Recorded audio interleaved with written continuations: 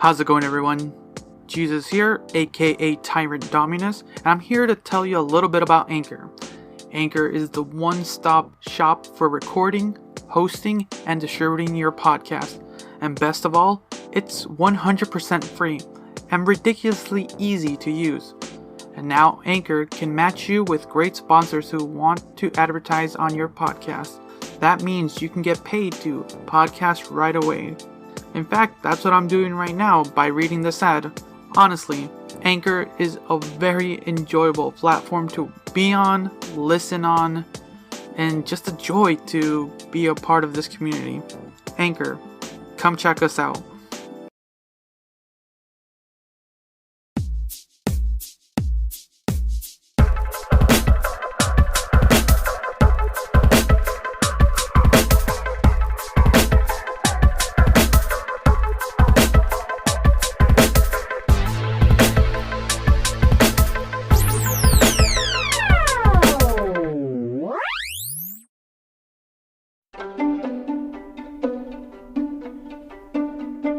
And welcome back to Reactioncast. It's your host Jesus, aka Tyrant Dominus, here to give you another movie review.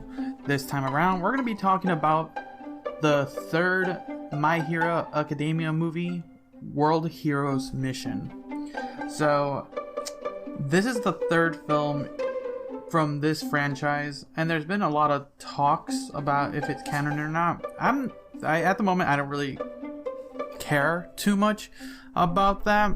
It would be cool if it is, but it's always been a note to say that a lot of anime films prior have always been these kind of one-off stories, more so like the Dragon Ball Z movies. Those have always just been these one-offs, never really a canon story. Lately they have become, and more so these past couple years, a lot of shows have been doing like these movie in-betweens, like Demon Slayer recently did one. I did a review for that one. Tanya of Evil also did one. I reviewed that one as well. But the way I've always seen, at least the My Hero Academia films, have always been these just like other just one-off stories that are really like intense and great, and they don't really need to rely too much on canon, kind of like some of the Naruto films. Like they're fun, cool stories set in the universe, but they're not really like, okay, you need to watch this movie to understand what the heck's happening in the show. You know, it's one of those things. So because the story, the simple premise, I'll get into a little bit spoilers in the spoiler sections, because this one I really want to talk spoilers a little bit. But non-spoiler wise, the way I want to say this film, basically the plot of this film for World Heroes Mission is the students of, not the students, actually some of the ones, these is taking place like right at where everyone's doing like their internship stuff.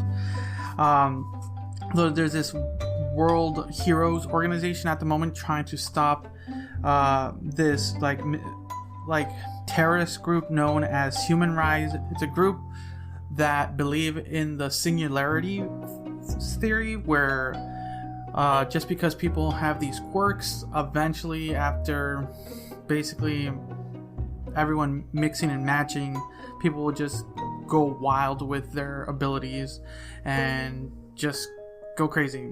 And this group's like just treating quirks as a disease, which is interesting. I kind of see, okay, this is a very interesting villain, group of villains. And there's not super. When I say spoilers, like I usually try to stick to the first 5 minutes. Like I'll talk about, because for sure the first 5 minutes of the film showcases how critical this show in particular, this series, can become volatile, because this is a world of heroes and villains, right? So sometimes you see it in the series itself and the other movies, like a lot of stuff happens, like crazy stuff happens. But this film in particular took the first 5 minutes and just told you like, this is what's gonna happen. Like, these people like released a bomb that made people's quirks go ballistic and kills them off, and an entire city literally kind of gets nuked in a sense, like a Joker gas nuked. And it was violent, it was visually scary, it was amazing, because it really puts your perspective, like why all these heroes from around the world are trying to stop this terrorist group. And for sure that hit hard, just to show you, like, yeah, this is gonna get crazy. Like, this is why you need to stop these people. And like, okay, I'm in, you know, I am 100% in. And so the story mainly follows you know, your protagonist Deku, with Kachan, oh god, I literally just watched the film, Bakugo, Todoroki. It kind of follows these guys, plus a new character that's added to the mix. It's like his name is Rudy Soul. He's like the movie character that is introduced for this film. I'm glad they gave us this like one little booklet that came with the movie ticket, and I kind of actually like it. I'm kind of using it as a reference instead of looking it up on Wikipedia. I have Wikipedia up just in case, but this little booklet's kind of cool. It gives you a lot of information, but that's besides the point. Let's talk about this film. So the premise is Deku and the rest of the heroes around the world are trying to go after this terrorist group that they have no idea where they are. They've announced that they're gonna blow up these bombs in all major cities across the world, and they have to find it and stop it. And along the way, Deku gets accused of some crime, and he's forced to do some other things with a side character that is Rudy, or the second character, that kind of, you know, has to kind of justify, like, this is what's happening, which they do a good job kind of integrating Rudy into the story and kind of giving a little bit of backstory. They usually do a decent job when introducing, quote, a new character for film's sake. And you really felt for Rudy for sure, and his character, like, okay, this is why he's important. And they did a good job with his character here.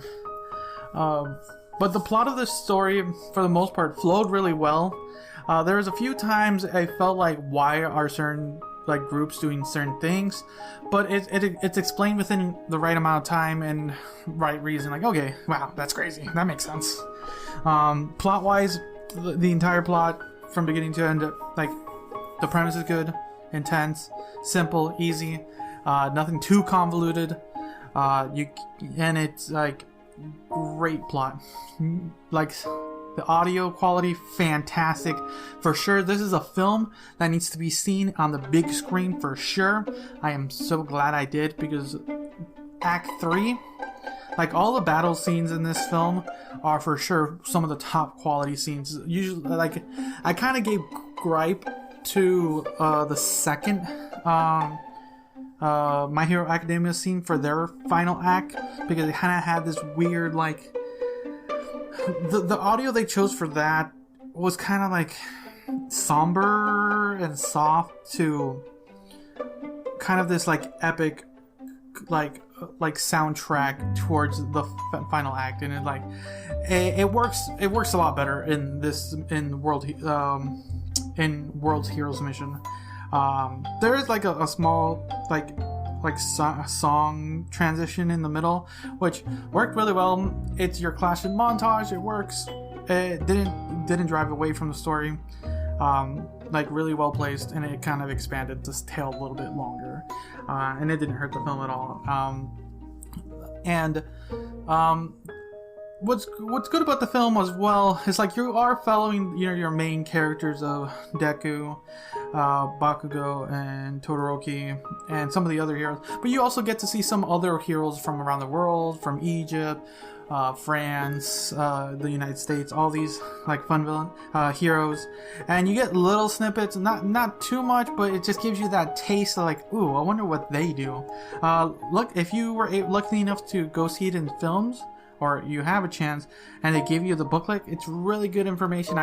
Once I peeked into it, I got to learn more about some specific characters that, you only get a few moments, because you get some of the other heroes from Japan and stuff, the ones you know and love, and they do get some screen time, but just enough where they're not oversaturated, and just enough to satisfy what I would say satisfies kind of what you need from them for those situations.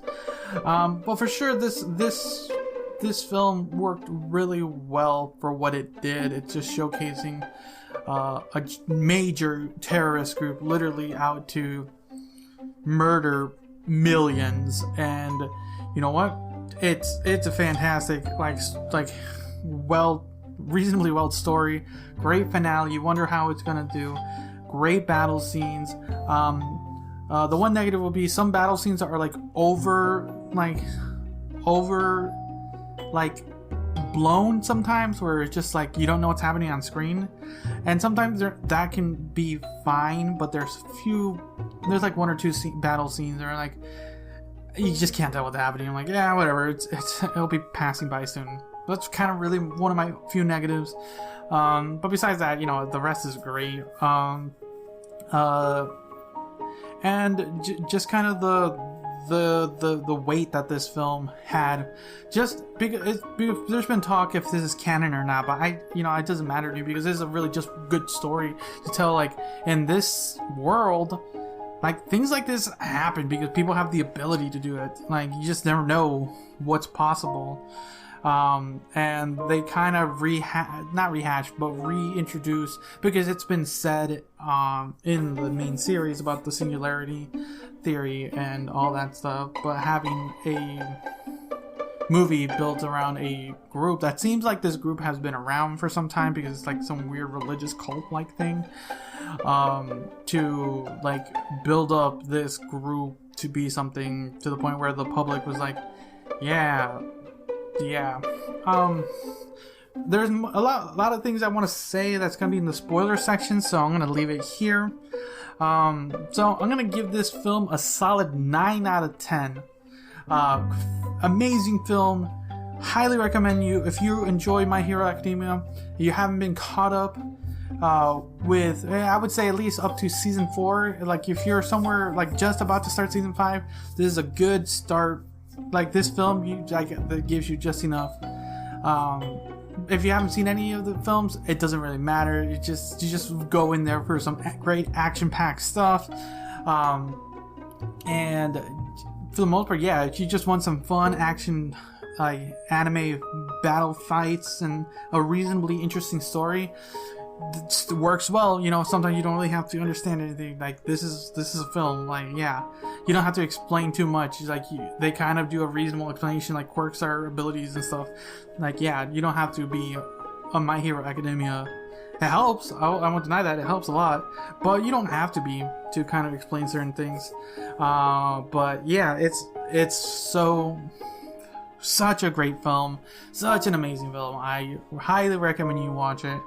If you're thinking about it, and for sure, if you have the ability around you, catch it in theater, because man, that final act is so fantastic, and I can understand why people are wondering if it's canon or not, but I'll get to that in spoilers.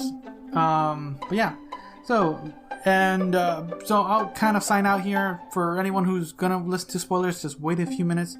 But yeah, let me know what you guys thought about the film.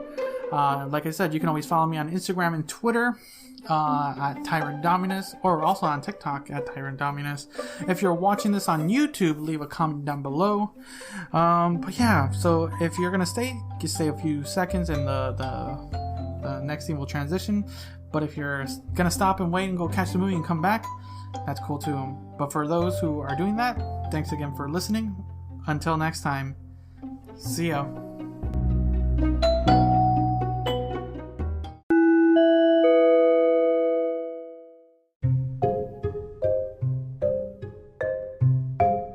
So, you decided to come into the spoiler section the after credits. So, welcome to the after credits. We're going to talk spoilers and all the like here. Like I said, this booklet helps a lot to kind of go over some details of this thing, so I'm going to kind of go through this book a little bit. Nothing really crazy. It was just a great thing I was surprised I got when I went to the film, because it gave you just basics like elements. I'm kind of glad I didn't read it during the movie, because it does give you slight spoilers, so I'm kind of glad, because there's certain, like, they introduce a couple new individuals, villains and stuff, and their powers, and I like when it comes to My Hero Academia, when they're fighting new villains or they're introducing new heroes or just characters who have quirks. I always like being surprised by them and then kind of like seeing what they do with them. So I was glad I didn't get a chance to read the little booklet that came with the watching the film. But going into kind of some spoilers. So I'm gonna kind of go a little bit beat by beat besides a couple things, just because it's easier for me to remember this film. So it kind of starts, like I said in the review, it like starts off like with a lot of murder, like a lot of murder, and like I said, that really solidifies that these people are no good. And the leader, what the heck was the leader's name again? There he is. His name was Fleckturn, and his ability, when you finally learn it towards the end, where he can reflect anything. Like, he has a quirk for a guy who's like wants to murder everything, and his I don't know, his overall like reason for like killing everyone who has quirks or believing in this singularity is because he reflected or turned away everything, his family, like his parents never held him, the kids at school didn't like him, his love didn't like him, and the world just turned against him or reflected off him. And kind of that's the villain's thing. Whether you say that's a good basis or not, you just never know really what the situation was for him. So I'm gonna just give him the benefit of the doubt that something had to happen, because this guy became like a very, very influential leader that he was able to gather and kidnap a bunch of people to make this bomb, this trigger bomb. And this is kind of where we're getting our new character, Rudy Soul, because we learned that Rudy is like your everyday rough delinquent, and you thought like, oh, he's just a person who is part of the slums, and we'll get to see that he's gonna get out of there somehow or not. But it turns out that no, his father. Well, originally he thought his father ran away because he joined the Human Rise group, but it turns out that he was actually kidnapped because he was being threatened. And like, okay, that gives Rudy's character a little bit more depth to it. Like, okay. And Rudy's quirk in itself was a surprise, because this one doesn't get revealed until like literally the end of the film. And if I read the book, like, I would have like said, oh, that makes sense. But it actually is really fun and makes me want to go see the film again, because Rudy's quirk is basically it's called Soul, and there's like this really fun little companion, and I thought the name of the little bird is Pino, and I thought Pino was gonna be like this other character whose quirk is they turn into a bird or something like that, because you get introduced to Soul's like siblings, his little brother and sister, slightly, and I thought Pino was gonna just be another like character that we're gonna like, oh yeah, they're gonna transform back into their human form or something. I don't know, right? Or that's what happened to them when their quirk manifested or something. But no, like, Pino is actually his quirk. It's a manifestation of his like true personality, of what he's thinking and what he's feeling, and it really puts into perspective a lot, because Pino, when you see the little bird doing stuff, and like it's really interesting quirk, and it begs to differ a lot of the things that are said and done when you take that into context. And if you haven't seen the film yet and you're seeing that, like, pay attention to Pino. There's a lot that's happening that goes against, because sometimes it's one of those things. It's literally, he has his inner voice outside of him, and it's really fun to see that. And like I said, it does change a lot of what a lot of the story elements that you would think, like, why is this happening and stuff like that. But like I said, they do like this whole thing where Deku arrives in, what's the city name? Oshio, like a different city, a different country, and they're stationed there while everyone else is in different parts of the world and stuff. And while they're kind of like, since they're like the bottom of bottom heroes, they're like the lowest ranks, they kind of have to do basic errands, right? They're newbies. Come on, I understand. But Bakugo is kind of pissed and stuff, like, the way he is. And then some like run of the mill like villains in that area, local villains, and the trio will always like, it's our job to stop the heroes and stuff. And then so they get into this whole little chase scene. It's really fun, to the point where it ends up somehow getting Deku like charged with 12 accounts of murder, and he's put on the world's wanted list. And I'm like, what the heck is happening? Why is this happening? I was honestly confused, to the point where once they revealed that the police chief of that city is corrupt and part of Human Rise, I was like, okay, that makes sense. Okay, that puts a lot of things in perspective.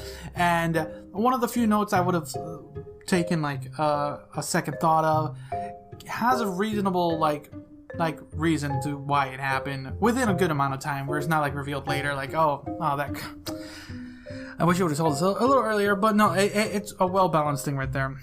So then it goes into this like Deku Rudy like escape from the country, basically, a little road trip thing. And this is where you get this little like song montage, and for the most part, yeah, it was fine. It worked. You kind of had to kind of like figure out how to do a montage of trying to escape the country while being wanted for murder. While all this is happening, Human Rise is getting ready to like do this global thing, right? And I like what they did with this story, because they literally like set up 25 locations with bombs, and I liked the idea of what they did. This villain, like the way they did this villain to like basically like gather every single hero in the vicinity to basically stop him. But since they each have quirks, and this trigger gas basically like overpowers their quirk and then makes it go ballistic. It's a very interesting like concept of where all these heroes are trying to save the individuals, but you have to be in the area to save the individuals, and it's like really crazy. And to put it in 25 of the biggest locations where the heroes reside, and on top of that, you're putting the local populace hostage. It is such a great villainous plan. Like, I will not deny that, and it makes the like final like act really critical, because it's one of these things where I don't like that they do like, oh yes, we only have 10 minutes before the bomb explodes, or 5 minutes, and I'm gonna trigger the buttons, and there's this countdown, right? So when the villain announced like, yeah, we're gonna explode the bombs in 2 hours, and I'm like, okay, cliche, sure, why not? But when they explain to why they do it, because giving them 2 hours is also giving the terrorist group time for like them to like bring in all these heroes to start searching and putting them in the vicinity of the casualties. And they know heroes aren't gonna like leave the populace. Like, like helpless because everyone's just panicking. It's a panic, and it's great. It's like a very, very great like scene. That's why I like it's given such a high score, because the level of panic they do in this thing, because of it being such a great premise for like terrorism, like it works really well. Then going kind of slightly a little bit back, because they're being chased, and Rudy has like, this is where you get this weird Rudy thing where they don't really, Deku and Rudy don't have much of interaction besides, I'll protect you, because they're being chased because of the case, because it has like some secret like thing. And you get some like level of friendship, and it builds decently well where towards the end, like, okay. And since this is Deku, it's like, it works. It kind of works for what you need it for. For a movie friendship, it works. To where you get these moments where like the villains are hunting them, since some of the human rights people have these quirks, who see themselves as sick and all that. It's a weird concept. They're like literally willing to sacrifice. Like there's some like super like crazy like ones that are like literally brainwashed where they kill themselves, and like, holy shit, wow, they're really for the cause. And there's some that like are willing to like, yeah, no, I'll talk, and then they get murdered by the other members. Like, holy, it's a crazy group. And I will say one of my favorite villain groups. Then kind of going, continuing the story slightly, they're on the run. Bakugo and Todoroki are trying to figure out how to find Deku, and this whole thing, they don't do too much stuff there. Todoroki and Bakugo's stuff doesn't equate much until like the final act, which is fine, you know, it works. There's not much plot for them to handle. Most of the plot is just watching the villains and everyone trying to like synchronize and being hunted, and it works for this film. Because when it builds up to the final act, this is where it gets really interesting. Where they have to like they don't know like where the final hidden location is where the villains are, so they have to find these things, and they do the 2 hour explosion, like 2 hours and count down. Like, okay, so what are you gonna do? You know, what are you gonna do?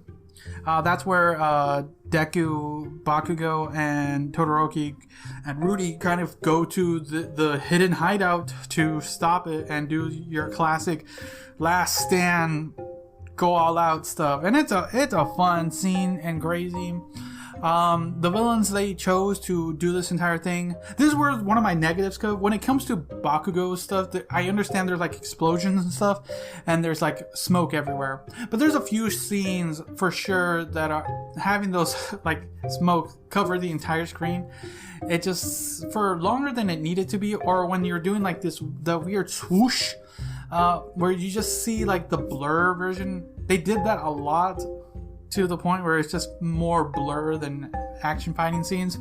Like I said, it was only slightly, but it was a little frustrating at points when he was fighting these like two twin dagger people, which was really fun, and it was really putting him on edge, to the point when they got their powers boosted, like, oh wow, this is gonna be intense. Great. The fight with Todoroki and what was the name of that villain? Leviathan. Oh, I didn't even know his name was Leviathan. What was his ability actually? Scythe. It allows the user to create water twisters from his fingertips and horns on his head. The water twister attack covers an extremely wide range and pierces all objects like drill. Okay, interesting. So he just has the ability to control water. And okay. I get that, because there's the whole fight when they're in the water makes sense, but then there's the whole fire scene, but it might be because his ability got boosted too. That fight was like not as explosive, I'll say, as the Bakugo fight, but it is immense because Todoroki's fighting this literally Goliath of a being who's kind of really putting him on edge, and literally finding him in this like canal river to a waterfall, and it's like literally pushing him to the edge, and it's like visually one of the visually one of the best scenes for sure. besides like Deku's fight. Because when once that fight, you get to the final fight with Deku and Flamed. What was his name? Villain. Fleckturn? Yeah, Fleckturn. With Flector. Fleckturn? I'll just call him Turn. When you get to him, and you kind of get his ability, you're wondering like what his ability is, because he's just kind of in this, evil villain cloak and stuff. And when you find out his ability is to like reflect any like ability, actually his as far as this thing goes, his quirk is reflect. It allows the user to reflect all types of energy. He usually wears an exoskeleton device called a Reactioncast that controls reflections, changes the direction of energy, and then maintains the balance in the air. So yeah, basically every time Deku tried to like punch him, it literally just reflected him off. So this kind of description was a little weird, because he was able to reflect a lot more than just, because he did a lot of his like compressed air attacks and it was getting pushed back, but when he tried to do like a solid physical attack, it does more than that. But maybe that's because of his equipment, because equipment here does help a lot. And like it gets really crazy for sure. Like, you not only is like Deku have to fight this villain who can reflect literally everything he's throwing at him, but also like these lasers around, and it's like really like one of the most intense fight, and it literally puts Deku to the like literal edge. And since they have like the timer slightly in the background, like yeah, this is one of those things where the heroes are gonna win, but to the point in how close and how intense. And I'm not gonna lie, it's like it pushed me to the edge, and boy did this film. Yeah, it did. It was so great, because it gets to the point where like Rudy betrays Deku, and it has this moment, and it works well for this. And this is where you learn like Rudy's ability, and like okay, this is where we gotta. But it gets like I said, like for sure Deku was in disadvantage as far as the fight with Reflect, because one, he got shot with an arrow earlier. He had to go through a bunch of mini fights and stuff like that to get to this point. And then he gets like basically like he's like Deku is like running on adrenaline right now, and it's like crazy. So if he was fighting Turn during like a peak, it would have been like not over, but it was intense, because like Rudy kind of backstabs Turn, goes to try to turn off the Doomsday device, and then Deku's fighting Turn like phase 2, and Rudy almost like gets like literally almost murdered. So you're seeing a nearly dying Rudy try to make it towards the end, like final stand, just blood dripping. And it's like, oh my god, that is so great, so intense. And then Deku's like fighting, like he's like totally injured, going, and then just goes plus ultra, and boy do they, that scene, it hits hard. Like it's like that's such a beautiful scene of just Deku going ballistic, and because when you get to this point of the fight and it's pushing Reflect to his limit, because you always if you remember back during the whole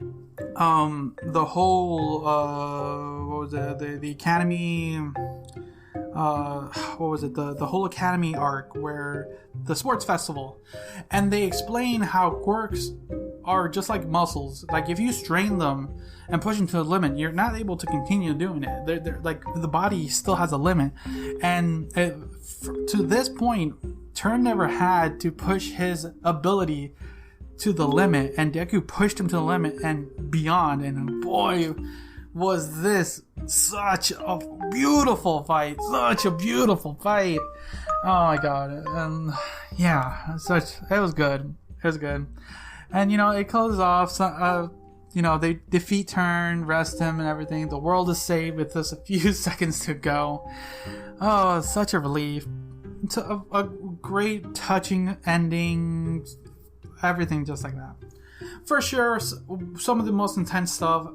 This is one of the reasons I like seeing and watching these types of films, where you get this next level of like animation budget to like series like this, when you see films like Dragon Ball Z and Naruto and the like get movies, because they're just slightly higher in budget and stuff, and they have like their own like little like solidified story, and you have to wait for so much.